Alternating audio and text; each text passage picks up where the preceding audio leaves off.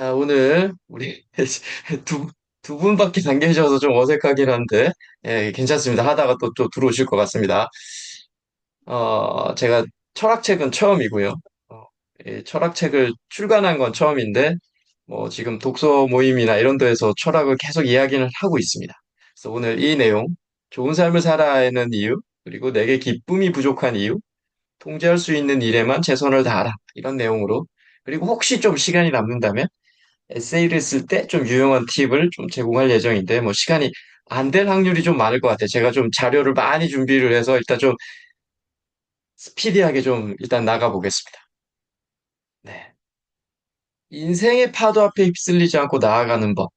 네. 너무 좀 제목을 쭉 적고 나서 좀, 멋진데 하는데 또 어려운 얘기죠. 네. 진짜 인생을 제대로 살아가는 방법은 무엇일까라는 스토아 철학적인 관점에서 한번 말씀을 좀 드려보겠습니다. 네, 제 소개는 뭐 한번 보시면 좋을 것 같고요. 뭐 책 쓰기, 독서 모임 주로 강의하고 있고요. 이번에 이 책을 냈고, 그 전에 이제 위대한 기업을 한 문장을 실천했다라는 책도 냈고, 네, 지금 사례 뉴스, 모빈사이드, 브랜드 뉴스 이런 데 칼럼도 지금 쓰고 있습니다. 뭐 유튜브 활동도 조금 했었고요. 아까 조금 전에 들었던 이 김선재의 SBS 뭐 어떤 라디오 같은데 책하고 놀자에 소개가 돼가지고, 네, 하여튼 뭐 되게 기쁜 순간이었고요. 네.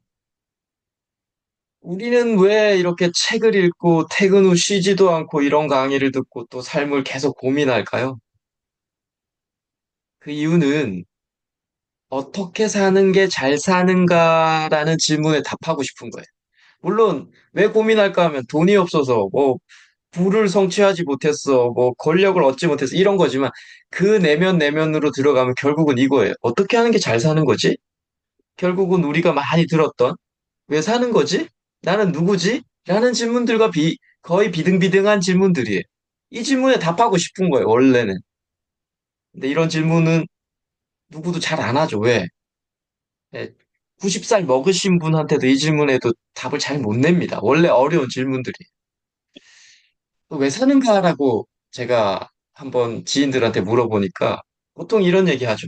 태어났으니까 사는 거지. 야, 죽지 못해서 사는 거지. 물론 그런 거 묻지 마 하는 친구도 있었고.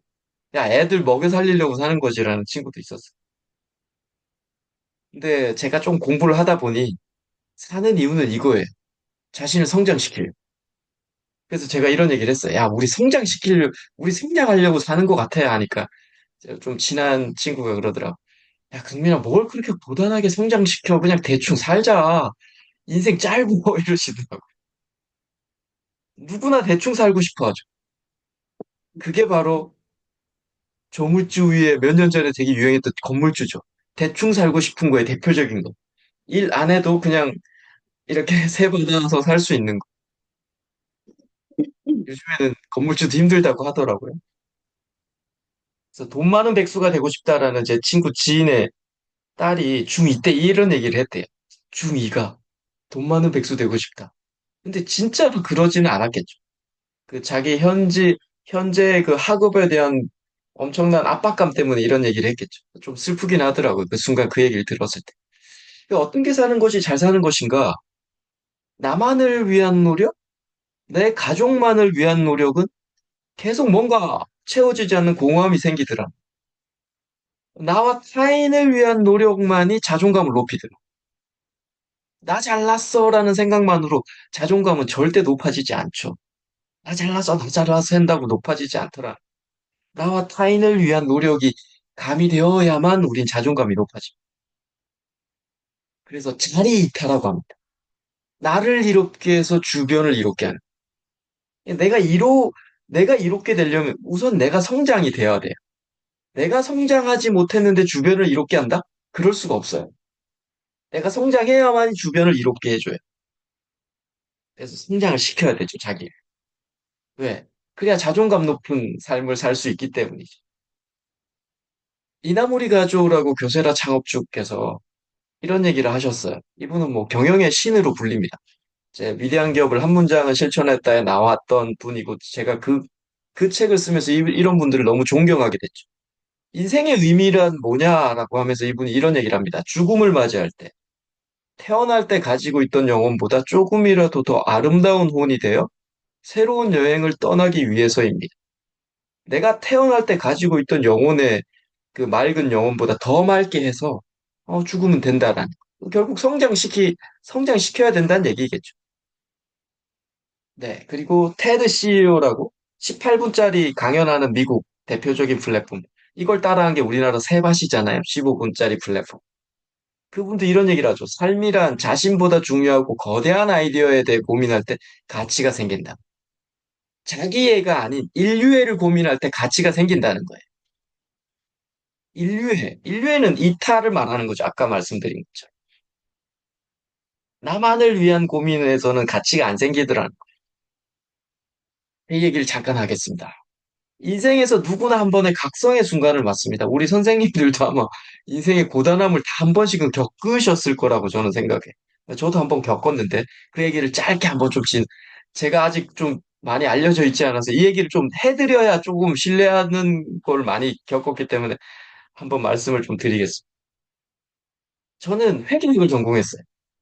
그냥 기업에서 회계 업무, 기획 업무 뭐 이런 거 했어요. 재무 업무, 돈 관리하는 이런 업무. 아주 평범한 직장인이었죠. 이게 뭘까요? 호접란이죠. 좀 아름답죠, 이게. 되게 빨갛스름해서. 이 아름다운 호접란이 누군가 여러분에게 이 화분을 던진다면 아름다운 기억으로 남지 않을까. 제가 차장으로 들어갔던 회사에서 철강 회사였고요. 들어간 지 한 달 된, 그러니까 차장이니까 팀장급으로 들어갔겠죠. 경력직. 월요일날 회의를 마치고 제자리에 왔는데 우리 상무께서 이 호접란 화분을 저한테 던지셨어요. 그 사무실에서. 저를 제가 피한 건 아니고 제가 앉으려고 하는데 제 옆 벽으로 팡 하면서 이렇게 탁 깨졌어. 한 5초, 10초 동안 그 사무실은 침묵이었고요.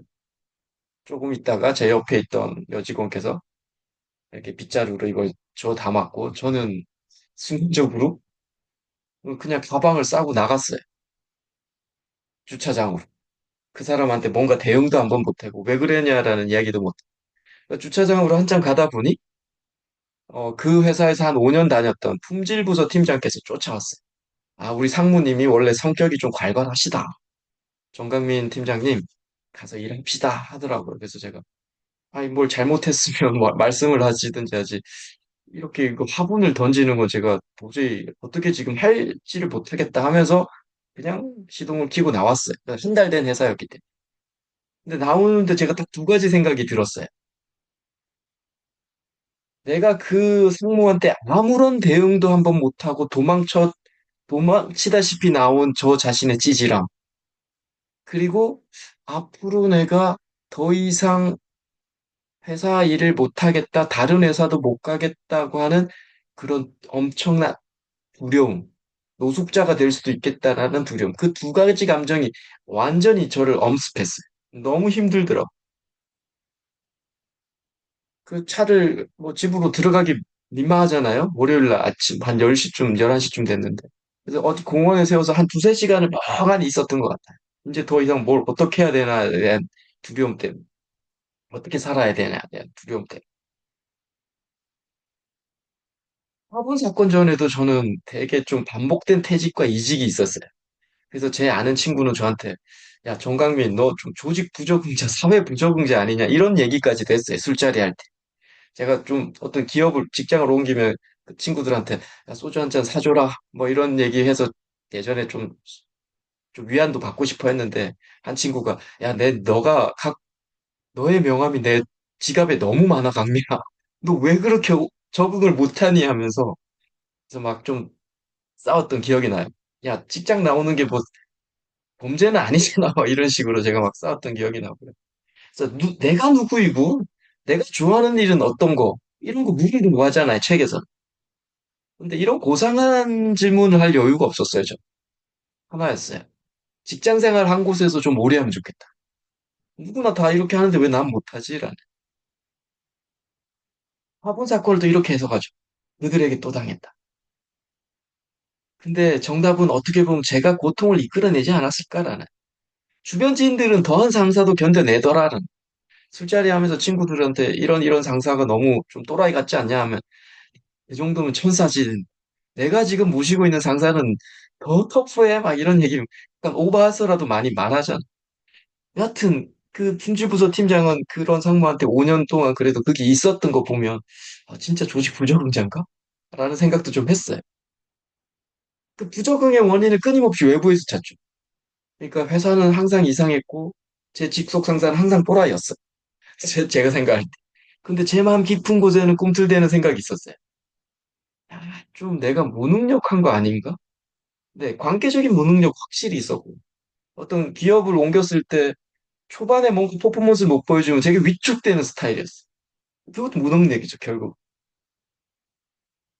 근데 세상에 허투루 지나가는 고통 경험은 없다고요. 이 화분 사건은 나를 한번 찾아보겠다라는 첫 시도가 생깁니다. 보통은 이렇게 회사를 관두거나 제가 뭐 잘리기도 하고 제가 스카우트 해보기도 했지만 뭐 빠르게 이력서를 업데이트 시켜서 또 다른 기업에 막 이렇게 뿌리면 또 인터뷰 날짜가 잡히면 또 면접해서 또 들어가고 했었어요. 근데 이번엔 안 하고 싶은 거예요, 그때. 그래서 한 달 이상 차 안에서 한번 보내봤어. 친구들 연락 오면 뭐 다니는 것처럼 뭐 이렇게 문자하고 해서. 그때 다녔던 곳이 제가 집에 있기도 민망하고 해서 아침에 한 3, 40분 달리니까 낚시터가 있더라고. 그게 차를 주차해놓고 하루 종일 그게 앉아 있는 거예요. 그때 제가 좀 읽었던 책이 황동문 교수님 몰입이라는 책과 생각이라는 뭐 시크릿 뉴 있죠. 마인드 파워. 생각하면 이루어진다. 뭐 이런 종류의 책들. 그래서 내가 도대체 뭘 해야 하나 이 질문을 가지고 하루 종일 생각한 거예요. 그럼 뭔가 답을 줄 거라고 생각을 한 한 달 반 이상 차 안에 있었어요. 그리고 제가 차 안에 한 달 반 이상 차 안에서 있고 나서 썼던 게 이거예요. 돈 100억, 구단주, 축구 구단주, 여의도 아파트. 그리고 작은 글씨로 책 이렇게 써놨던 것 같아요. 이렇게 뭔가 종이로 쓰면 이루어진다고 하기에 그 시크릿 뉴들 책 보면 이런 것도 샀어요, 집에서. 100억 이런 거 사서 아침 저녁으로 보면 100억이 들어온다고 해서 안 들어오는 거 보면 아직 뭐 제가 조금 모자랐는지 모르겠지만 네. 그리고 다시 이직을 합니다. 그리고 한 곳에 오래 버티기 위해서 제가 노력을 해요. 이제 더 이상 나가면 안 된다. 그래서 겉모습이 겸손했지만 겸손하게 부적응자 아닌 것처럼. 그래서 가끔은 직장 생활에서 정말 인사를 꼭꼭 했던 것 같아요. 그 회사에서. 그 회사도 지금 뭐 대기업이긴 했던데 그래서 저를 보고 그랬어요. 아, 정강민 씨 너무 예의 발러라는 얘기까지 들었어요.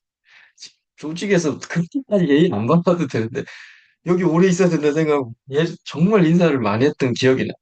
그런데 퇴근하고 집에서 전철 내려서 집까지 털래 걸어올 때 7, 8시 되면 내가 지금 뭐 하고 있나 이런 솔직하지 못한 제 감정에 되게 힘들어했던 기억이 나요. 네. 네, 이처럼 제가 성공 경험이 없는 직장인이었어요. 네, 뭐 조금 뭐 성공 뭐 직장에서 조금 뭐 인정받기도 했지만 대부분은 뭐 그렇지 않았거든. 그런데 제가 책을 출간하고 뭐 칼럼도 기고하고 뭐 살짝 좀 깊어졌고요. 삶이 좀 두터워졌고요. 삶에 대한 두려움이 조금씩 사라지고 있고요. 가장 좋은 건 내 의견이 생겼다는 거예요. 네. 그런 약간 난독증도 있습니다. 난독증이 글을 아예 못 읽는 게 아니라 글을 되게 느리게 읽습니다. 처음에 전 다들 저처럼 읽는 줄 알았어요. 근데 어떤 분은 하루에 책 한 권도 읽는 분도 봤고요. 한 시간에 책 한 권을 읽는 분도 봤는데 저는 아무리 남창한 책이라도 한 2, 3주가 걸려요. 그래서 야, 이거는 나한테는 엄청난 핸디캡인데 생각을 했는데 그 이후에 생각을 좀 바꿨죠. 느리게 읽지만 나는 그냥 글을 써버리자. 어차피 글은 한 시간 만에 쓸 수 없잖아요. 글은 똑같더라고요, 스피드가. 제가 해보니까. 읽는 거는 스피드가 정말 좋아하고 많이 차이 나는데, 글 쓰는 거는 누구나 또 한 꼭지 쓰려면 뭐 며칠을 고민할 수 있고, 뭐, 한 시간 만에 쓸 수 있는 건 아니죠. 말씀드린 것처럼 이렇게 좀 어리버리했던 사람이에요. 그런데 읽고 쓰고 사유하면서 안목이 생겼고요. 세상의 결이 조금 보이기 시작했어요. 약간의 깨우침이죠, 결국. 야, 철학적, 뭐, 영성적 삶을 좀 추구하게 되고. 말씀드린 것처럼 어떤 종류의 사안이나, 뭐, 상황에 대해서도 제 의견이 있어요. 낼 수 있게 됐어요. 예, 뭐다 낼 수는 없죠, 그럼. 여하튼, 내 생각이 명확해요, 지금. 어떤 책도 이해할 수 있게 돼. 뭐, 모든 책을 다 이해할 수는 없지만, 그래도 웬만하면 지금 다 이해가 되더라고. 뭐, 현자들이 어려운 책이라서. 너무 기쁘죠, 저한테 지금. 읽고 쓰고 사유하면서 제 자신을 믿게 됐던 거죠. 시간이 내 편이라는 거는 그만큼 중요하죠. 직장 다닐 때 시간은 내 편이 아니었죠. 잘리면 뭐 하지라는 거지만 지금은 제가 이렇게 타이트하게 정례화하게 살면 시간은 내 편이야 라는 생각이 있어요. 그래서 되게 시간이 가면 갈수록 난 좋아 라는 생각이 있어요. 네, 여기까지가 제 이야기고요. 세네카 씨 오늘 수영장 물온도는 좀 어때요? 라는 스토아 철학으로 배운 이 세상을 수영하는 법 관련해서 다 이야기를 한번 공유해 보겠습니다. 오늘 내용은 좋은 삶을 살아야 하는 이유, 우리가 기쁨이 부족한 이유, 통제할 수 있는 일에 최선을 다하라. 네. 제가 스토아 철학에 관련돼서 공부하면서 이 책과 관련되어 있는 요점과 핵심을 한번 쭉 여러분들께 정리를 해드리겠습니다. 일반적으로 철학하면요, 필로소피라고 해요. 그래서 진 사랑하는 학문이라고 합니다. 맞죠? 필이 뭐 사랑하다, 소피가 뭐 철학이래서. 그런데 제가 스토아 철학을 그래도 좀 좋아했던 건 철학은 지혜를 사랑하면서 좋은 삶을 사는 기술이라는, 좋은 삶을 사는 기술이라는 거, 에피텍토스. 그냥 지혜를 사랑한다, 이것까지 해서 끝나지 않더라는 거죠. 그 자신을 더 나은 사람으로 만들어 고난을 적극적으로 극복할 수 있게 하는 거. 스토아 철학은 인류의 근본 질문이 제가 처음에 말했던 어떻게 하면 잘 살 수 있을까에 대한 답하고 싶었던 철학입니다. 제가 원했던 거를 여기서 많이 잡아줬어요. 보통 어떤 삶을 살고 싶은가 이야기를 하면요. 거의 7, 80% 이상은 이거예요. 예, 행복한 삶을 살고 싶어요. 가족들하고 잘 마음 편안하게. 그런데 이 삶을 한번 고민해 봐야 돼요. 좋은 삶이란. 행복한 삶과 좋은 삶이 반대되는 건 아니지만 좋은 삶을 한번 기준으로 생각해 보셔야 돼요. 왜? 행복은 기준이 달라요. 행복감이라는 건 감정이죠. 감정은 오는 일, 나 스스로도 다 변하고요. 옆에 있는 사람의 행복감과 내 행복감도 또 달라요. 그렇지만 좋은 삶은 어떤 기준이 있어요. 그게 뭐냐? 아, 그래서 도너츠를 예를 들 수 있죠. 도너츠는 정말 배고프고 할 때 이 도너츠를 먹으면 정말 행복하죠, 순간적으로. 만, 이 큰 쾌락이라는 거죠. 그런데 이 쾌락은 생각보다 빨리 사라지고, 특히 여성분들 뭐 이렇게 다이어트 하시는 분들은 바로바로 후회하시더라고요. 너무 행복하게 먹었는데 너무 이게 살찌는 걸 먹었다라고. 이게 행복감이라는 감정의 우리의 일반적인 패턴이에요, 느낌. 스포 철학은 구별하죠. 외부 자극에서 오는 쾌락, 옳은 일을 하면서 얻는 쾌락. 이 두 개가 나눠지는데, 전자는 일시적이고 후자가 지속적이다. 그래서 궁극적 목표는 유혹에 저항하면서 만족을 얻는 방법을 배우는 게 스토아 철학에서 궁극적 목표예요. 유혹에 일단 저항을 한번 해야 돼. 그러면서 만족을 얻는 거예요. 네. 왜 우리는 옳은 일을 해야 할까? 왜 좋은 삶을 살아야 할까? 옳지 못한 일을 하면 왜 안 되나? 이런 질문들 많이 하고 우리 겪어내고 있죠. 근데 한마디로 이거예요. 옳은 일을 하는 거는 자기를 존중하는 일이에요. 자기를 존중하는 일은 자기를 사랑하는 일이고, 이게 되지 않으면 공허로 빠집니다. 그래서 옳은 일을 해야 하는, 그래서 좋은 삶을 살아야 하는. 그래서 몇 시간 동안 푸수를 맞고 면벽 수행한다고 며칠 동안 벽만 보고 수행하시는 분들이 있어요. 이게 나쁘다고 말할 수 없지만, 이런 행위는 의지력, 결심 등에는 분명히 정신적으로 도움이 될 거예요. 그런데 이런 행위로는 영혼이 맑아지지 않아요. 영혼이 맑아지려면 좋은 삶을 살아야 영혼이 맑아집니다. 스포츠 철학에서는 좋은 삶을 위한 실천 덕목을 이렇게 네 가지 아르테라고 해서 지혜, 용기, 정의, 절제로 이야기를 합니다. 그런데 많은 다른 타 종교에서도 이런 실천 덕목이 있어요. 기독교에서는 신약적 덕목으로 믿음, 소망, 사랑, 신중함, 정의, 절제, 용기가 있고요. 불교에서는 육바라밀이라고 해서 보시, 지계, 인욕, 정진, 선정, 반야. 육에선 사단이라고 해서 인의, 예지가 있고요. 이슬람에서는 뭐 또 여러 가지가 있지만 자선, 청결, 선행, 자비. 내용은 거의 비슷비슷하죠. 사랑하고 주변을 도와주라 뭐 이런 의미들이잖아요. 이게 실천 등목이고 좋은 삶을 위한 기준이라는 거예요. 스토아처에서는 지혜, 용기, 정의, 절제. 이걸 실천하라는 거예요. 세네카가 이런 얘기를 합니다. 우연히 지혜로워지는 사람은 없다. 이걸 좀 다르게 제가 이야기를 풀면 이러고죠. 우연히 좋은 삶을 사는 사람은 없다는 거예요. 세네카는 네로의 가정교사였어요. 네로 황제 그 폭군에 53세에 지명이 돼가지고 거부도 못하죠. 그 당시에. 거부하면 바로 뭐 어디 추방당하고 이럴. 네. 마르투스 아urelius는 이런 얘기를 해요. 맛있는 음식을 먹을 때는 단지 죽은 고기, 죽은 물고기, 새나 돼지의 사체일 뿐이라고 생각하고 비싼 와인은 포도를 많이 짠 결과일 뿐이라고 생각하며 값비싼 겉옷은 연체동물의 피로 물들인 양털일 뿐이라고 생각하라라고 아우렐리우스는 이야기를 합니다. 이 황제인데 당시의 황제는 말만 하면 이런 걸 다 얻을 수 있는 사람이잖아요. 지금의 대통령하고 또 다르죠. 절대 권력인데. 이분은 욕 돌리면 만족스러운 삶을 살 수 없다는 걸 알고 있었던 거예요. 이 마르크스 아우렐리우스는. 그래서 이렇게 이야기하죠. 우리가 진정 원하는 것은 통제되지 않는 충동의 노예가 되는 삶을 멈추는 거라고. 뭐 갖고 싶은 거, 먹고 싶은 거, 가지고 싶은 거, 이걸 다 가지려고 하는 그 충동의 노예가 되지 않아야 만족스러운 삶을 산다라는 이 황제가 하는 얘기인 거예요. 뭐든지 다 가질 수 있던 이 황제가. 그래서 저는 아우렐리우스를 더 존경합니다. 아니, 황제가 이런 얘기를 한다고? 아예 못 가지는 사람들, 거지가 이런 얘기를 하면, 아, 정신승리를 하는구나라고 하겠지만, 이 사람도 다 가질 수 있는데 안 왔다나. 근데 이거, 이런, 한테 네 가지 덕을 실천하기가, 그럼 어떻게 해야 돼? 라고 하기가, 질문하면, 파악하기도 쉽지 않죠. 그래서 저, 한마디로 제가 정리를 이렇게 합니다. 자기 삶을 정지하라고, 일단. 내 삶을, 당신의 삶을 정지해보라고. 지혜를 어떻게 하고, 용기를 어떻게 하고, 정의를 어떻게 하고, 절제를 어떻게 해야 됩니까? 하면, 그건 일단 외부적인 얘기고, 일단 자기 삶을, 자기이탈하고 했잖아요. 내가 일단 우선 이루어져야 돼요. 나를 성장시켜야 돼요. 일단 자기 삶을 정지해보라고 이야기를 합니다. 그럼 어떻게? 우선 아침에 이불 개고요.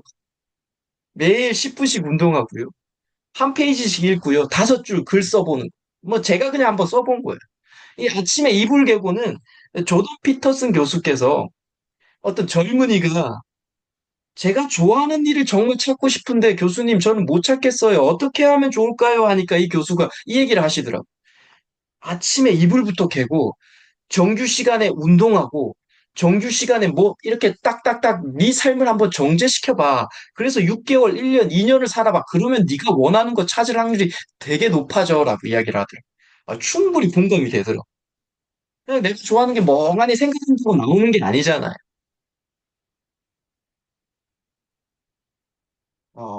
세네카가 이런 얘기를 하죠. 지혜로운 사람은 기쁨이 부족하지 않은데 이는 기쁨이 그의 미덕에서 나오기 때문에. 이 문장 때문에 저는 이 수영장 물 온도는 어때요를 썼습니다. 이 문장을 보고 이 세네카에. 아, 매일 불만이고 허덕허덕하고 여기 끄달리고 저기 끄달렸던 내 삶이 결국 보니까 지혜롭지 못했고 덕을 쌓지 못한 결과임을 알았다는 거죠. 이 문장에서. 세네카가 저한테 직설을 꽂았더라고. 아, 그래서 이 철학책 써야 되겠다라고 생각을 했어요. 이 문장 때문에. 책에도 좀 몇 번 인용을 했죠. 세상 모두에 휩쓸리지 않는 법. 네. 우선 자신을 알아야 되죠. 너무 많이 들었죠. 너무 모든 자기계발서로 모든 강사들 이 얘기 하잖아요. 너를 알아야 돼. 그래서 MBTI도 나오고 뭐 혈액형도 나오고 그거 다 활용해봐야 되는데 저는 이렇게 이야기하고 싶어요. 자신이 말하는 걸 일단 들어야 돼. 내 자신이 나한테 말하는 거. 이게 조금 어려울 수 있지만 어떻게 들어야 됩니까? 라고 했을 때 이렇게 듣는 거예요. 일단 읽어야 되고요. 써야 되고요. 사유해야 되고 행동을 취해봐야 해요.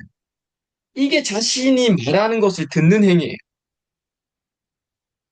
그 구체적인 예를 하나씩만 들어드릴게요. 그리고 자신을 알아간다는 게 결국은 love myself죠. 나를 사랑하는. 저기 있는 상대를 모르는데 사랑할 수 없죠. 자신을 잘 알아가야만 사랑할 수 있어요, 우리는.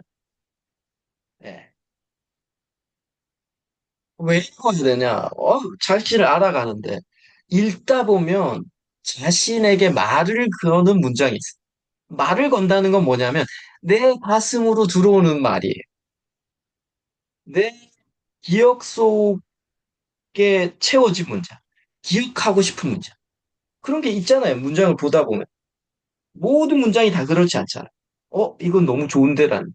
그게 바로 자기 자신이에요. 그래서 고마워해야 돼요. 그 저자한테. 나는 이렇게 표출을 못했지만 내 마음에 있었던 것을 이 현명한 저자께서 표현을 해줬기 때문에 내가 그게 공감했기 때문에 이 문장이 내 마음에 딱 들어온 거거든요. 이게 내가 하고 싶었던 얘기인 거예요, 결국. 네. 이게 자기 자신입니다. 남들이 좋은 문장이다라고 하는 건 그건 남들이에요, 그건. 나한테 들어와야 돼요. 그리고 써야 하는 거죠. 세상과 부딪히며 느낀 생각들 써야 합니다. 자신이 기분 나쁜 지점이나 화가 나는 지점에 그런 게 있을 거예요. 살다 보면. 뭐 사람과의 관계. 빈 페이지에 노트 해놓으셔야 돼요. 그게 자기 감정을 관찰하는 거예요. 쓰는 과정에. 그 순간에도 관찰을 하지만 잠깐 집에 와서 그분하고 무슨 일이 있었고 이런 과정에서 내가 화가 이만큼 났지. 그거 일단 써야 돼요. 각각 다 다릅니다. 어떤 사람은 70에서 화를 내지만 어떤 사람은 100에서도 화를 안 내는 사람이 있어요. 그 각 달라요. 사람마다. 일단 그걸 써놔야죠. 그게 자신을 알아가는 행위예요. MBTI도 알아가는 행위이긴 하지만 아urelius는 또 비슷한 얘기를 하죠. 하루를 돌아보며 명상록에 일기를 쓰면서 바깥 세상을 향한 자신의 반응을 하나씩 뜯어보았다는 거예요. 더 나은 자신이 될 방법을 찾으려고 노력했다는 거죠. 이 황제께서. 일기 쓰면서. 그래서 뭐 책에서도 인용했던 황제가 이런 얘기를 합니다. 참담하고 배은망덕하고 무례하고 충성스럽지 않고 거짓되고 이기적인 사람을 오늘도 난 만날 거다. 황제도 이런 사람들을 만난다는 거예요. 그때 당시에 뭐 그냥 목을 철하면 칠 수도 있는 그 황제께서도. 그런데 그 뒷말이 이거죠. 나는 그런데 연유되지 않을 거야. 나는 그걸로 인해서 스트레스 받지 않을 거야. 요즘 말로. 나를 그 거짓되고 이기적인 사람들하고 그 사람들로 인해서 내가 기분 나빠지지 않을 거야라고 이야기야. 그래서 이 황제가 철학자인 거예요. 그리고 움직여야 한다. 네. 뭐 운동도 될 수 있겠죠. 스파 철학에서는 신체를 단련하는 것을 건강을 챙기거나 경쟁에서 이기긴 위한 일이 아니다라고 이야기합니다. 근데 제가 볼 때 건강도 챙겨지잖아요. 경쟁에서 이기기 위한 일도 있죠. 그런데 그 이유가 그 다음이 더 스파 철학에서 저를 매료시켰어요. 이렇게 운동하고 움직이는 거는 덕을 이루기 위한 하나의 훈련이라는 거예요. 자제력, 용기, 인내를 삶 속에서 실제로 실천해보는 방법이에요. 오래 달리기 하면서 인내해야 되고, 용기도 가져야 되고, 자제도 해야 되고, 절제도 해야 되잖아요. 쉬고 싶을 때 안 쉬고. 네. 이게 훈련이라는 거예요.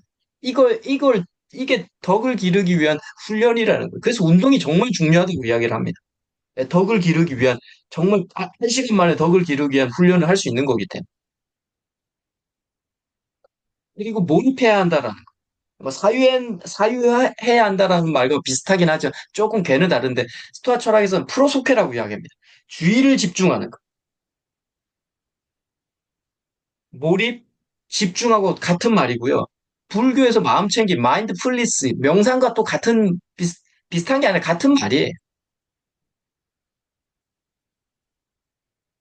아우렐리우스는 또 비슷한 얘기를 하죠. 정확한 분석, 자연스러운 위험, 인간적 연민, 감정 등에 좌우되지 않는 공정성 등의 도움으로 과업을 수행하기 위해서 열렬하게 주의 집중해야 한다.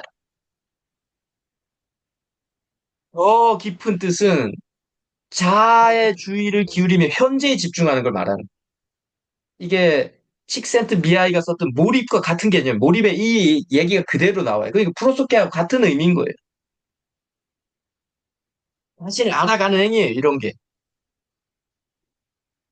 에피텍토스는 이렇게 이야기합니다. 당신은 주의를 기울이는 대상으로 변한다.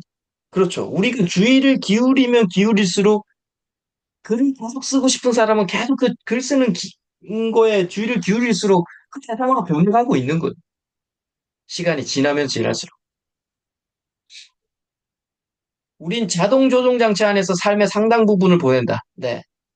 우리는 주의를 기울이다기보다도 무의식적 행위로 그냥 우리 삶의 거의 8, 90%를 보내죠. 왼발, 오른발 걸을 때 주의 집중하지 않습니다. 이건 무의식인 거죠. 네. 우리 잘 관찰하기만 해도 마음속에서 일어나는 일들을 더 잘 알 수 있다. 주의 집중만 해도 우리가 많은 일을 해결할 수 있다라는 프로소케만 해도.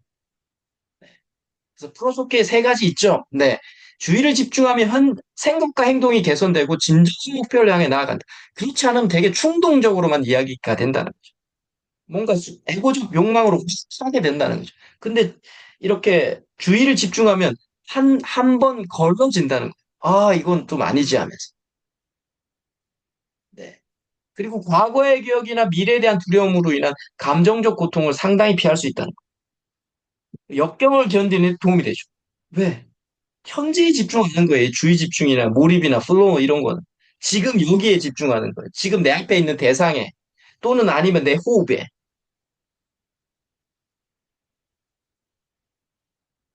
과연 항상 완벽하게 행동하는 것이 가능할까? 아니죠. 누구나. 이런 철학자들도 똑같이 이야기합니다. 에피텍토스. 절대 완벽할 수가 없다고 자기들도. 하지만 항상 주의를 기울이면 많은 실패를 피할 수 있다라고 이야기하죠. 너무 당연한 얘기잖아요. 그런데 우리가 그냥 무의식적으로 거의 많이 살고 있죠, 하루를. 읽고 쓰고 움직이고 몰입하며 자신을 알아가겠다는 건데 이런 게 제가 방금 말씀드린 것처럼 이런 생각과 의식을 가지고 있다면 이걸 뭐라고 하냐면 저는 이렇게 한마디로 정했어요, 책에도. 의도하는 삶을 살겠다는 다짐이. 읽고 쓰고 움직이고 삶을 정례화하고 자기 질서 안에서 움직이겠다는 얘기는 내 생각과 의식을 가지고 의도하는 삶을 살겠다는 다짐입니다. 정말 중요하죠. 뭐 제가 이 그러니까 수영장 물온도에서는 의도가 이게 뭐 자유형 할 때 손 살짝 꺾는 것도 의도한다라고 해서 제가 썼던 기억이 나는데 이 의도하는 삶을 살겠다는 거예요. 의도하는 삶은 에픽테토스는 이렇게 이야기합니다. 의도는 모든 행동의 시작이며 우리가 무엇을 의도하느냐에 따라 삶이 결정된다. 모든 순간은 준비하는 순간이고 너의 의도와 일치하는 삶을 살아라. 그것이 진정한 행복의 길이다. 아urelius도 이런 얘기를 하죠.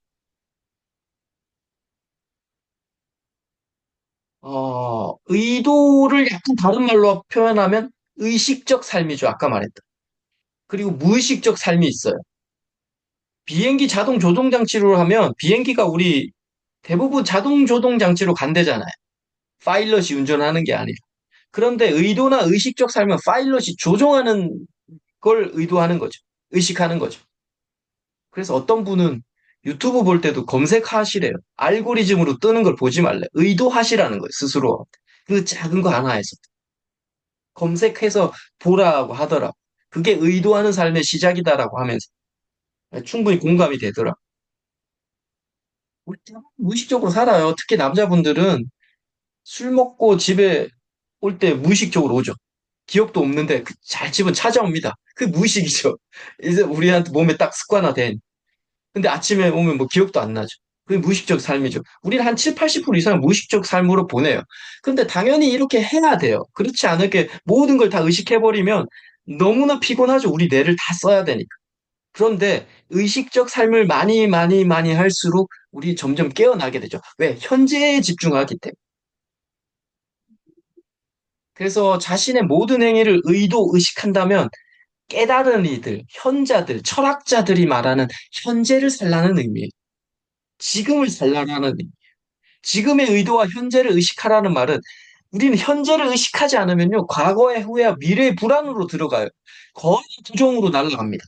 긍정이 아니라 미래를 5년 뒤에 내가 은퇴하고 뭘 생각 이런 말을 생각을 하는 순간에 해피할 거야라는 생각 없어요. 아들 그때 내가 직장을 못 가지면 내가 정말 힘들게 살겠는데 이런 부정으로 흘러간다라는 그래서 현재를 의식하라고 이야기합니다. 지금을. 그래서 근데 의도를 한다는 거는 인간의 본능과 역행되죠. 의도한다는 거는 우리가 에너지를 계속 써야 돼요. 우리 뇌는 에너지를 안 쓰려고 애쓰는 친구죠. 무의식적으로 살고 싶은 거예요, 뇌는. 그래서 어려운 거예요, 의도를 한다는 게. 본능과 역행되기 때문에. 그래서 성장하는 거예요, 계속 의도하다 보면. 세네카는 여기에 또 바로 탁 답을 내놓죠. 인간의 경향은 훈련을 극복하지 못할 정도로 확고하지 않다. 우리 인간은 웬만한 훈련으로 다 극복한다는 얘기 너무 도움되지, 위안되지 않나요? 아, 반복하고 하면 다 되는구나라는. 네. 그만큼 우리가 약하다는 거예요, 우리 인간이. 되게 고정화되어 있는 것 같지만 아니더라는 거죠. 열심히 훈련하고 반복하고 수련하면 다 극복되더라는 거, 웬만한 거는. 당신은 당신이 주의를 기울이는 대상이 된다. 뭐, 당연하죠. 아까도 말씀드린 것처럼. 당신이 반복적으로 하는 행동이 당신을 만든다. 맞고요. 옷, 나죠. 제가 뭐 작가라고 하면 5년 전에 글 썼어. 그러면 작가라고 할 수 있지만 오늘 하는 게 저죠. 오늘 하는 게 제가 오늘 하는 게 나잖아요. 내 정체잖아요. 탁월함은 단순함이 아니라 반복이다. 습관이다. 네. 습관 없어요. 탁월함은. 제가 볼 땐 그래요. 네. 재능적으로 타고났지만 재능적으로 타고난 사람이 더 많은 연습을 하더라는 거예요. 결국은 재능이 있어서 하는 게 아니라 더 열심히 해버리더라는 거예요. 그분들은. 기본적으로 다른 사람 10을 하는데 이 사람들 100, 1000을 그냥 그렇게 연습해버리더라. 그게 타고난 거죠, 결국은 어쩌보면. 그런 연습을 하는 과정에 다른 사람은 10 하는데 15 해도 너무 버거울 텐데. 자, 그러면 덕은 어떻게 쌓을 수 있느냐? 네. 저도 이 문장 보고 너무 충격을 받았던 문장인데, 당신이 느끼지 않는 걸 극복하는 게 덕행이 아니다라고 이야기하더라고요. 세네카. 미치겠더라고, 이 문장 보고 처음에는. 그러니까 뭐냐면, 내가 안 걸 해서 극복하는 게 덕을 쌓는 일이라는 거예요. 제가 뭐, 수영장 물온도 여기에서는 평형을 이야기하면서 이 문장을 제가 언급을 했는데, 누구는 평형을 처음 배우는데 잘하는 사람이 있고, 저는 안 되는 거예요.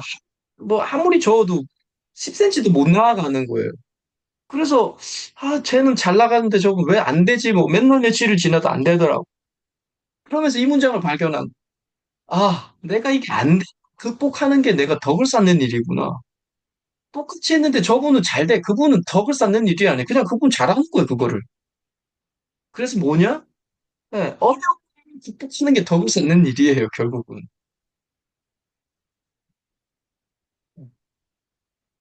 자신을 알아가고 훈련을 하고 이 세네카의 말처럼 끊임없이 반복하고 이러면 자신이 원하는 삶을 살 수 있나라는 질문을 하게 되죠.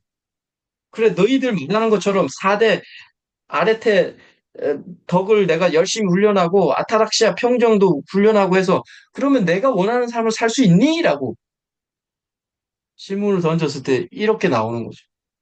내 마음대로 안 되는 게 삶이라는 거예요. 이렇게 아무리 훈련을 하더라도 이거 뭐 모든 불교에서도 말하잖아요. 안 된다고. 만약 마음 먹은 대로 몇 번 되면요. 기고만장하고 오만함이 하늘을 찌를 거예요.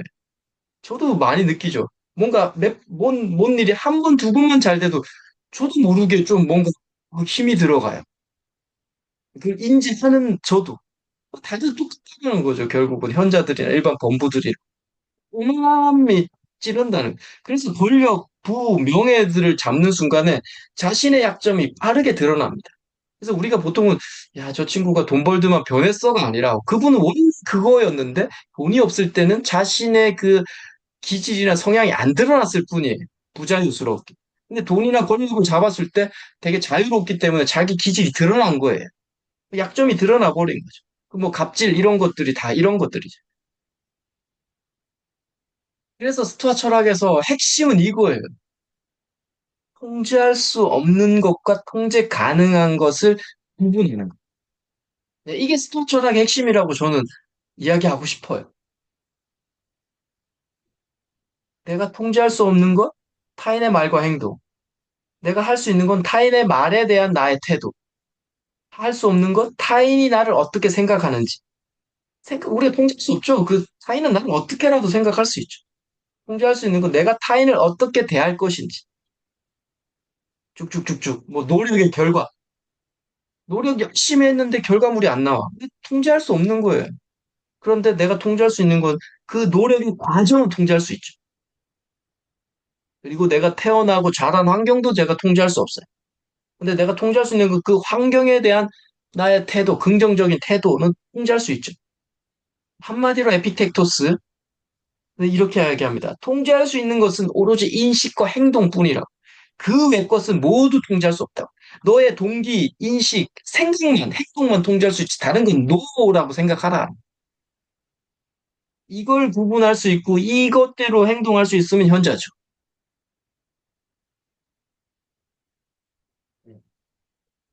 훈련, 즉 인식만 해도 어떤 일이 일어나도 항상 자신의 반응을 통제할 수 있다. 그 상황에 대해서 인식만 해도 무엇을 통제할 수 있고 무엇을 통제할 수 없는지 받아들이는 일은 매우 중요하다. 네. 이걸 구분하는 일. 이게 어떻게 보면 다 구분할 수 있는데 우리는 통제할 수 없는 일로 계속 고민하고 있죠. 멋진 문장이 있어서 하나 갖고 왔습니다. 어떤 사람이 자신에게 무례하게 행동했다면 마르크스 아우렐리우스는 이렇게 말할 거라는 반응하지 않아도 된다. 괜찮다. 저 무례함이 저 사람이 어떤 사람인지를 말해주니까. 당신을 시험하는 거다. 같은 수준으로 내려갈 필요 없다. 도덕성은 높게 유지하고 자존심은 접어두. 이런 일이 일어난 게 처음도 아니고 또 일어나지 말란 법도 없다. 이런 일을 당할 이유가 없다고 생각하는가? 너가 그렇게 특별한가? 이런 일은 인간 경험의 일부분이고 그 일에 영향을 받지 않겠다는 선택은 너에게 달려있다. 이게 황제가 하는 얘기입니다. 나도 황제인데 너도 그렇게 특별하지 않아. 황제인 나도 그렇게 특별하지 않다라고 이야기합니다. 영향받지 않겠다가 핵심인 거죠. 끌려 들어가지 않겠다가. 이 얘기를 처음에 누가 했느냐? 에피텍토스라는 이 노예가 있어요. 이분은 노예 출신이에요. 노예는 그 당시에 정말 불공평한 그 운명을 탓할 시간이 없었죠. 살아가는 것 자체만으로 되게 벅찼던 삶이죠. 그리고 노예는 할 수 있는 일과 하면 안 되는 일이 엄격하게 구분되어 있는 게 노예잖아요. 그래서 이 에픽텍토스가 이 통제 가능과 통제 불가능을 이 말을 처음으로 꺼내놨는데 이 처음에 나왔던 이분의 책에 NK 리디온이라는 책에 이게 뭐 번역하면 매뉴얼, 편람이라는 뜻인데 이 책의 첫 페이지에 이렇게 나와 있는 거예요. 어떤 것들은 우리에게 달려있고 어떤 것은 우리에게 달려있지 않다. 이 에픽텍토스 노예가 하는 얘기. 그래서 통제할 수 있는 건 생각, 판단, 동기다. 할 수 없는 건 모험, 재산, 타인의 평판, 외부 사건들이다라고 딱 정리해놨죠. 이걸 그 다음에 쭉 많은 이런 스토아 철학자들이나 학자들이 계속 풀이해놓은 거예요. 에픽테토스는 삶에서 일어나는 일들을 완벽하게 통제할 수 있는 사람은 없다고 생각했고요. 인생은 한편의 연극 같다라고 생각해서 온 힘을 다 연기했다고 합니다, 자기는. 그러면서 이런 얘기를 하죠. 가난한 사람, 장애인, 총독, 아니면 일개인을 자연스럽게 연기해서 극작가를 기쁘게 할 수 있다면 잘 연기하는 게 각자가 해야 할 일이다. 그런데 배역을 선택하는 건 우리 영역이 아니다. 노예로 태어날 수도 있고 장애인으로 태어날 수도 있고 여러 가지가 있어. 그 배역은 내가 선택할 수 없어라고. 내가 통제할 수 없는 거야라고 이야기야.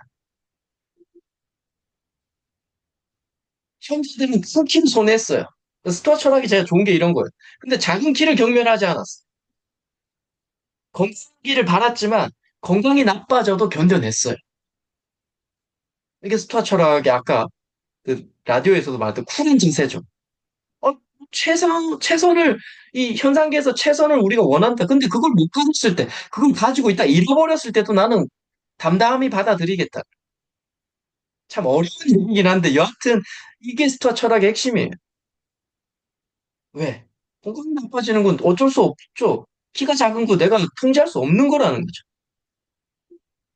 그래서 통제할 수 없는 것에 집착하면 대부분 불안과 좌절이 따라오죠.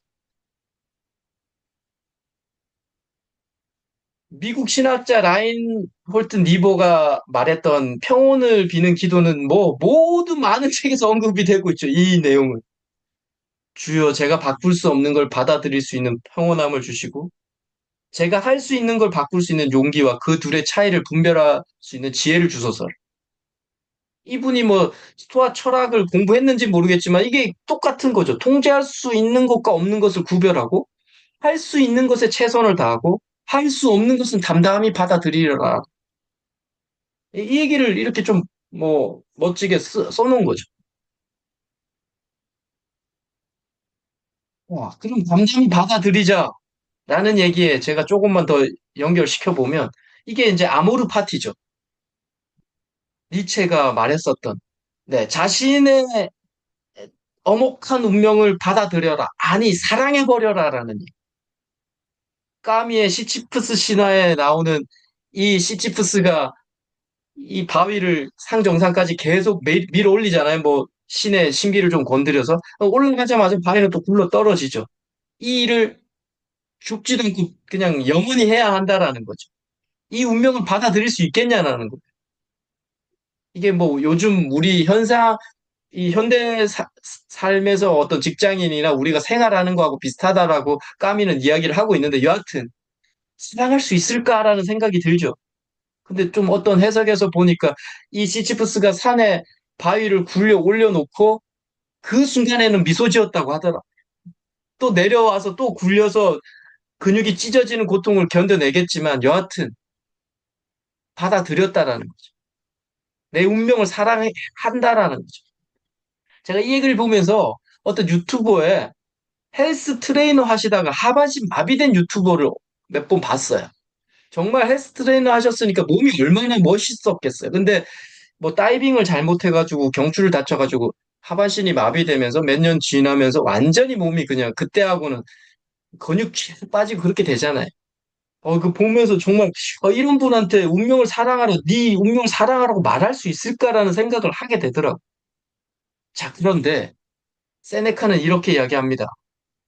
우리가 두려워하는 것들은 대부분 실제로 해로운 게 아니라는, 단지 익숙하지 않을 뿐이라는. 이 얘기를 하반신 마비 그분한테 약간 제가 빙의해서 좀 설명을 해드리면 그분이 하반신 마비 헬스 트레이너 하다가 하반신 마비 됐는데 처음 1개월의 고통과 6개월 뒤의 고통과 3년 뒤의 고통의 무게는 완전히 다를 거라는. 가장 힘들었을 때가 아마 1개월째 고통일 거예요. 왜? 정말 몸이 건강했었던 일반인이 그렇게 다쳤기 때문에. 익숙하지 않았기 때문이죠. 그런데 3년 뒤에는 또 다른 행복을 찾더라는 거예요. 제가 이분한테 그 얘기는 못 들었지만, 뭐 이렇게 눈이 감긴 분들 있잖아요. 갑자기 보다가 눈이 딱 감겼던 분들, 맹인들. 그분들이 한 3년 지나고 어떤 분은 그러더라고요. 감기니까 더 많은 걸 보게 돼서 나는 지금 더 행복하다라고 이야기하는 걸 들었어요. 그게 뭐냐면 내 운명을 사랑하는 게 아니라 이제 지금 상황이 익숙해진 거죠. 안 보이는 상황에 익숙해지고 그 익숙해진 상황에서 다른 걸 볼 여유가 생겼다. 근데 처음 한두 달은 아마 뭐 죽으려고 애를 썼을 거예요, 그분들도. 보이다가 안 보이니까. 그래서 세네카가 이렇게 한마디로 정리해 준 거죠. 익숙하지 않을 뿐이지 해로운 게 아니라라는. 네. 에픽텍토스의 이야기 하나만 조금 더 하고요. 네. 제자들이 이렇게 이야기합니다. 세상으로 나아가 사람답게 먹고 마시고 입고 결혼하고 아이를 낳고 활발하게 정치 활동하고 고통을 견디고 의지가 굳은 형제와 아버지, 아들, 이웃, 동반자들과 함께 운명이 가져오는 고난을 견뎌내라. 진정한 삶은 이런 일상적인 태도에서 드러나. 운명이 가져오는 좀 한참 읽다가 결국 고난을 견뎌내라는 거잖아요. 네, 그런데 여기에서 좀 이야기하고 싶은 건 산속에서 가부좌 틀고 앉아서 수행하는 거 분명히 도움 되겠지만 우리의 일상적 생활에서 수행이 진짜라는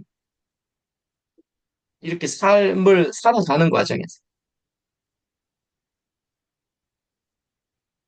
아우렐리우스는 이렇게 이야기합니다. 우리가 두려워해야 할 것은 죽음이 아니라 제대로 된 삶을 시작하지 못하는 거다.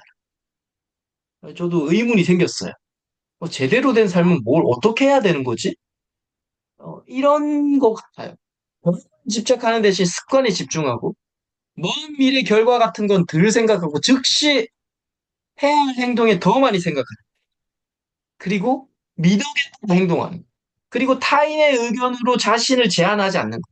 좀 마음껏 한번 펼쳐보는 거. 그리고 자기가 추구하는 뭔가에 혼신을 다해보는 거. 추구하고 싶은 게 뭔지 모른다면 그것을 찾기 위해 치열하게 고민해보는 거. 이게 제대로 된 삶이라고 저는 봐요. 대충 한번 해보고 마는 게 아니라. 뭐 제대로 사는 게 뭐 돈 많이 벌어서 막 이렇게 하는 것도 맞겠지만 이런 어떤 항목들을 최선을 다해보는 게 제대로 된 삶이라고 저는 봐요. 네. 대략 강의는 요약을 하면 이거죠. 좋은 삶을 살아야 하는 이유는 자신을 존중하기 때문이고요. 그게 우리에게 기쁨이 부족한 이유는 덕을 쌓지 못했기 때문이고요. 통제할 수 있는 일에 최선을 다하라는 얘기는 의도하는 삶을 지금 살아라는 얘기예요.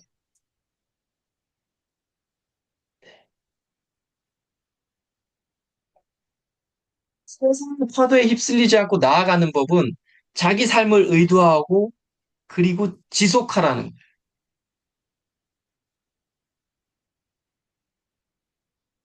스토아 철학을 제가 간단하게 그래도 한번 어떤 개념인지만 좀 설명하고 이 강의를 끝내겠습니다. 스토아 철학이 뭐냐면 아까 처음에도 말씀드린 것처럼 삶 개선에서 더 나은 사람이 되기 위해서 노력하는 게 스토아 철학이에요. 내 삶을 개선해서. 그래서 스토아 철학에서 최종 목표는 이거예요. 에우다이모니아. 이게 행복으로 번역하는 사람도 있지만 실제 그리스어로는 선한 영혼이라. 그래서 이런 믿음, 아레테, 지혜, 용기, 정의, 절제를 실천하고 평온 아타락시아를 열심히 실천해서 선한 영혼이 되겠다라는 거. 선한 영혼이 되는 게 최종적인 스토아 철학의 목표예요. 네, 방금 말씀드린 거 이거고 이 얘기만 하고 끝내겠습니다. 아타락시아, 평정, 평온, 에피큐토스의 일 사례가 있어요. 조금 잔인할 수도 있는데 이분은 놓기 때문에 그 다리를 이렇게 줄이로 비틀면서 고문을 했답니다. 근데 에피테토스가 차분하게 말했대요. 계속 그렇게 하면 제 다리가 부러질 겁니다. 근데 주인이 그 말을 듣고도 계속 다리를 비틀다가 결국 뚝 하고 부러졌대요. 그래서 그가 무미건조하게 말합니다. 거봐요. 다리가 부러질 거라고 내가 말하지 않았습니까? 그는 이렇게 말하며 여전히 평정을 유지했다고 합니다. 진짜 했는지까지는 모르겠습니다. 여하튼 했답니다. 그리고 고통이 밀려오는 와중에도 넌 내게 아무것도 아니야라고 계속 되뇌었답니다. 고통 너는 내게 아무것도 아니야라고. 운명이 두려워하는 것은 오직 이거밖에 없답니다. 뭘까요? 운명이 두려워하는 건 태어남밖에 없답니다. 우리의 태어남. 운명이 난 어떤 고난으로 밀어넣어도 난 태어날 수 있고 평정할 수 있으면 운명이 나를 어쩔 수 없다라는 거. 삶은 명확성과 결단력, 반복되는 훈련이 더해질 때 비로소 단순해진다. 그리고 그 단순함 속에서 우리는 평온과 가까워진다. 제가 말씀드렸던 명확성, 결단력, 반복되는 훈련, 이런 거를 한마디로 말하면 삶을 정제하는 거죠. 그렇게 삶을 정제하다 보면 결국 우리는 평온에 가까워진다는 그게 아타락시아고요. 평온에 가까워지는 게 진정 자유입니다. 뭔가 이것저것 사는 게 자유가 아니에요. 그거는 그냥 약간 방종에 가깝죠.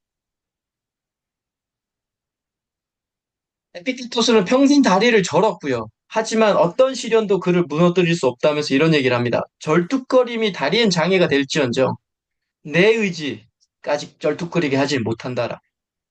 스토아 철학의 핵심이 이렇게 관점을 선택하는 거예요. 아까 말했던 어, 어떤 분은 이런 얘기를 하죠. 관점을 선택한다고 했을 때 인생 허무하다라고 하는 분이 있는 반면에 인생 허무하니까 나는 죽을 거야라는 분이 있는 반면에 인생은 허무하니까 인생은 누구나 다 죽으니까 나는 인생 편하게 살겠어라고 하는 어떤 법률 스님인가 법정 스님이 하시는 얘기를 제가 봤어요. 똑같이 느끼는 건데 인생은 누구나 죽어. 그래서 인생은 공허하고 허무해. 똑같이 끝까지 느꼈는데 한 분은 자살로 가고 한 분은 나 인생 편하게 살 거야. 어차피 다 똑같은 거니까라고. 관점의 선택이죠. 네, 감사합니다. 마치겠습니다. 신청하신 분들이 10분이나 됐는데 3분밖에 안 들어오셨네요. 네. 아, 여하튼 괜찮습니다. 수고하셨습니다. 네. 혹시, 네, 또, 뭐, 질문이나, 이 메시지로도 남겨주신 분이 있네요. 네. 철학이라고 하면 무겁고 1년 내내 눈 오는 나라 같은, 느낌이었거든요. 그런데 세네카 씨는 산책 나가면서 만날 수 있는, 네, 이웃 느낌이고, 네. 물 온도라도 차가울 때 따스할 때 있잖아요. 철학이 일상, 아까 썼던 거고. 네, 벌써요? 감사합니다. 예, 잘 들었습니다. 예, 감사합니다. 혹시 질문 있으시면 뭐 이렇게 여기에 말씀해 주셔도 좋고, 네, 또, 문자로 주셔도 좋고, 말씀해 주셔도 좋아요. 네, 네. 수고하셨습니다. 다들 이렇게 들어주셔서 감사합니다. 네. 뭐, 이치숙 선생님, 하, 질문이나 하고 싶은 얘기 있으십니까? 네, 다음에 또 뵐 수 있어. 네, 또 제가 다른 특강으로 또 한번 뵙겠습니다. 요즘 좀 바빠갖고 제가 특강을 잘 못하고 있는 건 사실이고요. 제가 지금 좀, 막, 이렇게 또, 모르겠어요. 좋은 일인지 모르는데, 출판사에서 막 먼저 연락이 와서 책 같이 내자는 막 그런 연락이 와서, 기분 좋긴 한데, 제가 요즘에 좀 몸이 잘 안 따라가가지고, 할 일은 태산 같은데, 하여튼 내가 특강으로 또 다음에 또 한번 뵙겠습니다. 네. 네, 작가님 축하드립니다. 네. 네, 세네카 씨 오늘 수용작물 논란은 어때요? 여기저기서 방송에서도 여기저기에서도 이렇게 러브콜 와서 작가님 행복하시겠다 생각 들고 오늘 또 멋진 강의 감사드리고요. 그 철학, 네, 스토아 철학 우리가 어떻게 잘 살아야지 계속 노력해야 되고 생각하고 열심히 써야 된다, 사유해야 된다 이렇게 느꼈습니다. 네네. 감사합니다. 네네. 그렇습니다. 이치숙 소장님은 지금 저랑 아마 책 쓰기 수업도 했고 독서 모임도 지금 한 4, 5개월 하고 있지 않나요? 네. 네, 우리 소장님 정말 엄청난 열정을 가지시고 계셔서 제가 하여튼 많이 또 저도 배웁니다. 저렇게 열심히 사시는 분도 있구나라는 생각이 많이 아유, 들고 별 있고요. 말씀 네. 부끄럽습니다. 전 아닙니다. 진심입니다. 작가님께 도전받습니다. 꾸준함, 꾸준함. 네, 네, 한결 꾸준하면 같은. 제가 볼 때는 그 소장님을 이길 사람이 주변에 없을 것 같습니다. 아유, 무슨 아이폰님이 말씀. 회사에서 있었던 인상적으로 들었습니다. 예, 화분 던지는 거. 화분. 어떤, 작가님의 열정과 동력이라기보다도요, 딱히 다르게 할 일이 없었어요. 예, 그 한 달 반 회사에서 한번 겪고, 내가 더 이상 회계 업무를 하기에는 뭔가 아닌가 보다 하면서 이제 회사를 다니면서도 그때부터 이제 책을 좀 꾸준히 많이 봤어요. 왜냐하면 또 금방 나올 것 같으니까, 회사를. 그 불안함 때문에 책을 계속 보다가 계속 느리지만 계속 제가 난독증이 있어 느리지만 쓰고 보고 하면서 이제 어떻게 이제 책도 한 권 나오고 이러면서 지금까지 이렇게 좀 흘러왔네요. 네네. 독서 저는 모임은, 네네. 잠깐만요. 독서 모임은 서울에서만 하는, 아니, 독서 모임 저 온라인으로 하고 있고요. 네. 이렇게 뭐, 만나서 하는 건 아니고, 이게 줌으로 이렇게 하고 있습니다. 네. 이시숙 소장님. 네, 저는 혼란스러움을 간직하는 법 그 책에서 아까 네. 화분 던지는 거 그 네. 얘기 듣고 깜짝 놀라고 충격적이기도 하면서 결국 이 화분 던지는 사건이 우리 작가님을 위대한 작가님으로 만드는 동기, 계기가 분명히 될 수 있다고 확신합니다. 아이, 고맙고요. 근데 뭐, 제가 위대한 작가는 아니고요. 뭐, 여전히 무명이고, 근데 그냥 쓰고, 사유하고, 이렇게, 뭐, 이렇게 같이 또 이야기 나누는 것 자체가 더 좋고, 제가 가장 좋은 건 아까 말씀드렸잖아요. 삶의 의견이 생긴 거. 제가 그때 화분을 딱 했을 때는 아무런 그 상무한테 대들지도 못하고 도망쳐 나왔거든요. 근데 지금은 절대 그러지 않을 거예요. 지금은 딱 뭐를 말할 거라고요. 똑같은 상황을 겪거든. 왜 던지셨냐? 뭐 잘못하셨으면 나를 그냥 꾸중을 하시면 되지. 그렇게 폭력적인 거. 근데 그때는 뭘 어떻게 될지 몰랐어요. 뭐가 맞는지를. 제 가치관에 이렇게 정립이 안 돼 있었기 때문에. 네. 그래서 지금은 뭐 너무 그래서 또 이렇게 소장님이나 이런 분들 만나서 이야기하는 것도 저한테는 가장 큰 즐거움이죠. 말씀드렸잖아요. 제 친구들 만나서 하나 재미없어, 이제. 왜냐면 현실적인 얘기만 계속 하는 거야. 뭐 아파트가 올랐니, 뭐 직급이 뭐 부장이 됐니 안 됐니. 그건 뭐 잠깐은 들을 수 있지만 그걸 한 시간 내내 술 먹고 내내 두세 시간을 할 얘기는 전 아니라고 보는데 그렇다고 그 친구들한테 야 인생이 뭐냐 어떻게 살아야 되냐 이런 얘기는 또 안 먹히잖아요.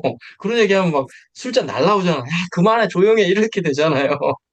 그래서 이렇게 이런 그 지적인 사항을 공유하시는 분들과 이렇게 한마디라도 하는 게 솔직하게 더 재밌어요. 훨씬 더. 예.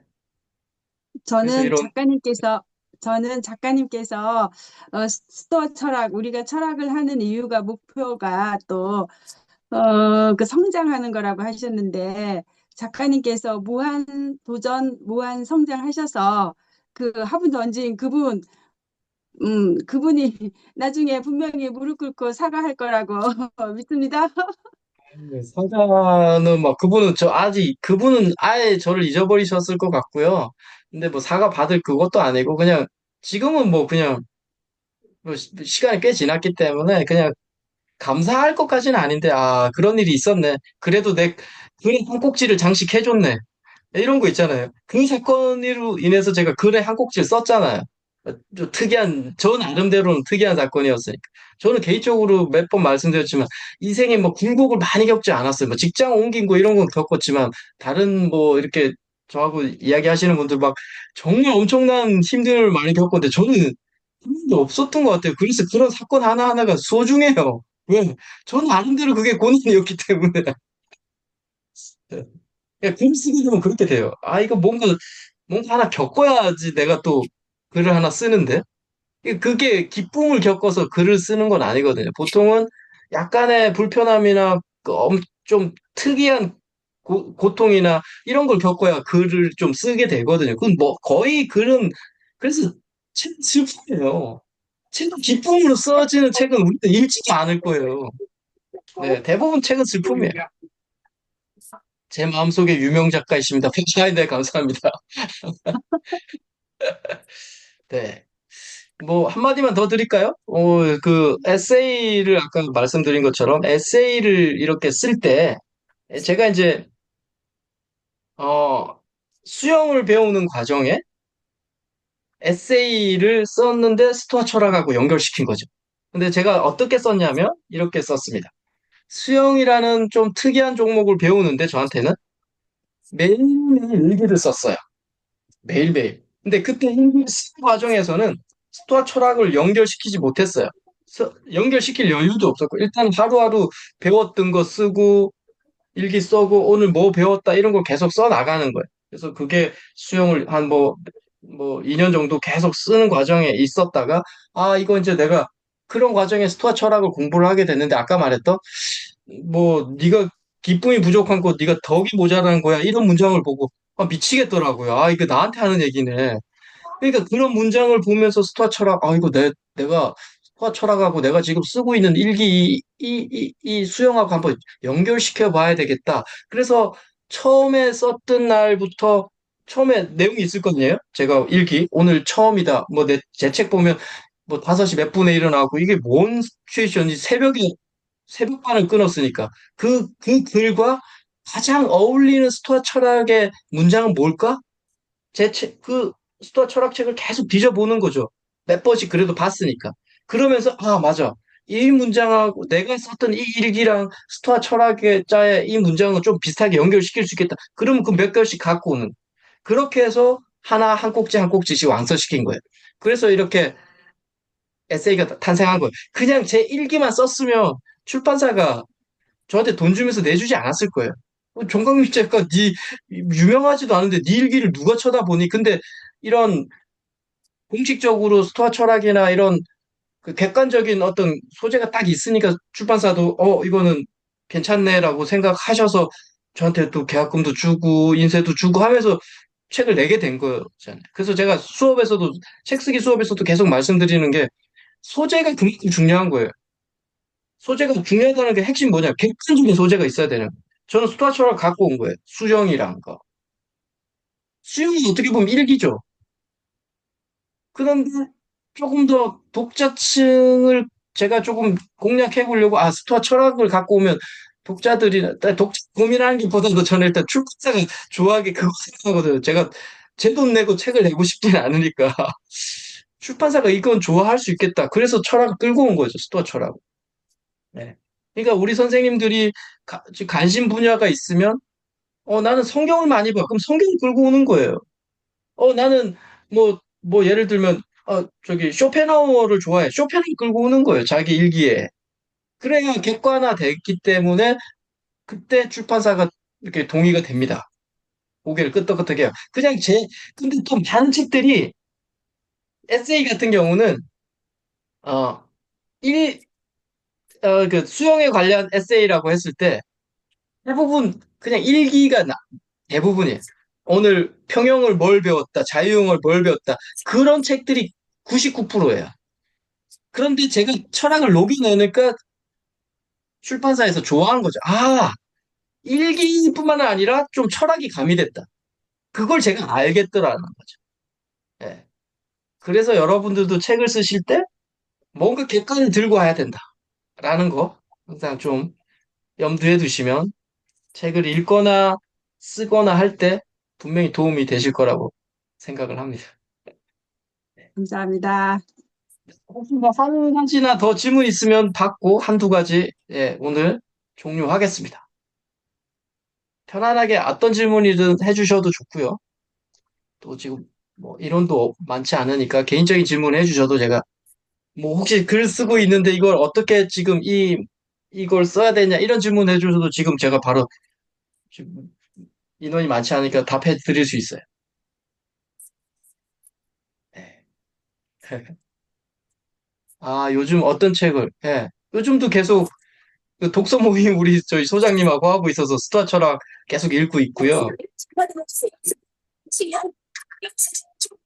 예, 뭔가 지금, 네, 읽고 있고, 그리고 요즘에는 저는 지금 쓰고 있는 책이, 영성 관련 책을 지금 또 쓰고 있거든요.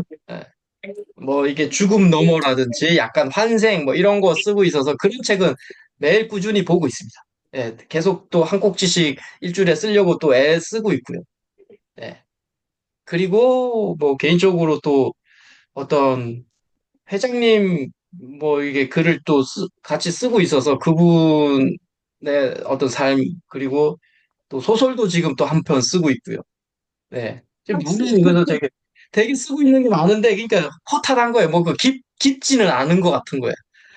이게 제가 몇 년 동안 썼던 게 위대한 기업을 한 문장은 뭐 거의 3, 4년 썼다고 했잖아요. 뭐 책이 잘 되고 이런 걸 떠나서 그래서 제가 정말 많이 컸는데 요즘에는 막 이것저것 이렇게 좀 시키시는 분들이 많고 뭐 또 뭐 인터넷 신문 그런 클럽에서도 연락 와가지고 한 편씩 써달라고 막 하는데 제가 뭐 열이 안 되고 써주고 싶죠. 많이 쓰면 저도 또 많이 알려지고 할 수 있는데 이게 뭐 에너지도 안 되고 시간도 안 되고 이러니까 일단 뭐 읽고 조금 조금씩 그냥 제가 브런치에 이렇게 쓰는 것만 쓰고 있고요. 아, 영성 너무 기대된다고요? 네, 하여튼 뭐, 제가 관심 있는 게 영성이고 철학이고 이런 쪽이니까, 네, 한 지금 26, 7곡째 쓴 것 같고, 네. 아, 저도 비슷한 맥락으로 책을 쓰고 싶은데, 책을 한 권만 쭉 쭉 보면서 일기와 엮으시나요? 저는 이것저것 네, 저도 이것저것 보게 되죠. 주로 이제 메인 책은 하나 있죠. 예, 예를 들면 스타 철학이면 스타 철학 메인 책은 하나 갖고 있고 그걸 주로 보는데 그래도 옆에 또 다른 몇 권의 또 책들은 또 참고들 또 하는 게 훨씬 더 풍부해지니까. 네. 근데 일단 메인 한두 권은 딱 정해지는 게 책을 쓰는 데는 더 유리하더라고. 네. 시간적으로도 좀 그렇고. 네. 네. 책은 다들 요즘 뭐 책 많이 쓰시니까 한 번씩 꼭 책을 쓰시면 또 다른 길이 뭐 잘 살고 이런 거 아니라 그 책을 한 1년 반 이렇게 깊게 한번 쓰시면 확실히 또 다른 이렇게 시간이 보여요. 지금 그게 좋아요. 제가 40개 위대한 기업을 딱 연구하고 나니까 더 이상 제가 이제 다른 거는 안 봅니다. 경영책을. 네, 제가 다 섭렵한 것 같은 거예요.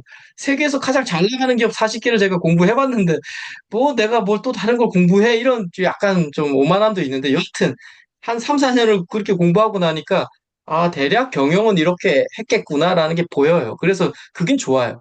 네. 네. 아, 네네. 구름탄, 네, 구름 탄 것 같다고. 아, 감사합니다. 네. 그러면 뭐 다들, 네, 뭐 질문도 없으신 것 같고, 네. 오늘 여기서, 강의는 종료하고요. 제가 또 다음에 또 특강 한번 또 마련해 보려고 애를 쓰겠습니다. 감사합니다. 네. 정리하겠습니다. 네. 감사합니다. 감사합니다. 네.